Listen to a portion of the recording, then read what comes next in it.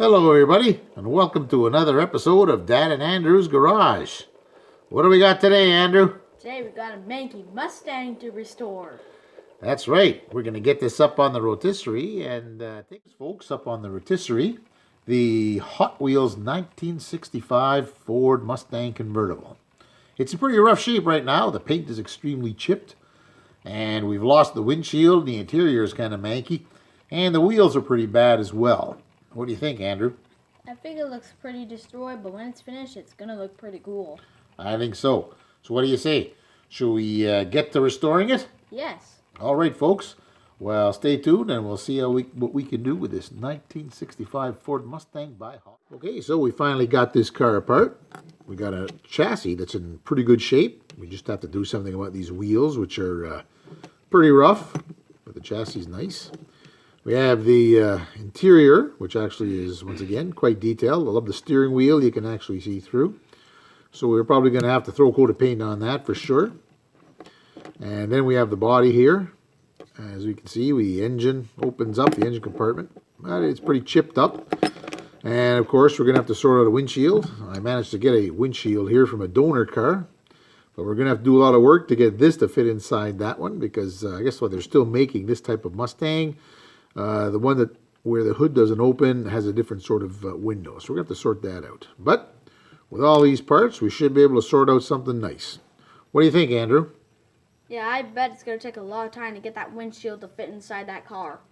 It might, but I think we're up to the challenge. Ready to get restoring? All right, folks, let's strip this paint.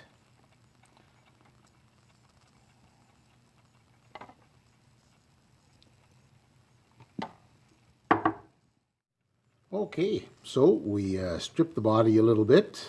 We've given it a little bit of a buff, and it seems to be working okay. We also got rid of the old tires, and we managed to fashion a windshield that should work well with this one, because the old one had a little more extra plastic. Hopefully that'll fit right here inside this little hole, which you made a little bigger. And once we fix everything up, hopefully everything will fit together nicely. So we'll do one more shine on the body now with a bit of aluminum polish here, and hopefully this will be shiny, and then we can get the paint. All right, folks, and look at this. After a bit of polishing, we got a nice shiny body. So I think we should be ready to take this off to the paint shop. Okay, so we've given the chassis a little bit of a shine, right, to make it look half decent, as you can see. Ooh. And we've also cut some tubing here so that we can put in some new axles and some nice new tires. And we're going to use some of this here epoxy to get that tubing set inside the chassis. And then by then we'll put in the brand new tires, and things should look okay. So what we've done is we've taken some stick pins, we've cut them and put on small bearings, which are stopped by the end of the stick pin. We've inserted them into our axle tubes. We've grinded the axle tubes so that the inner space is exposed, and then we put glue in there to glue in the stick pins. And this should allow the actual bearings to turn.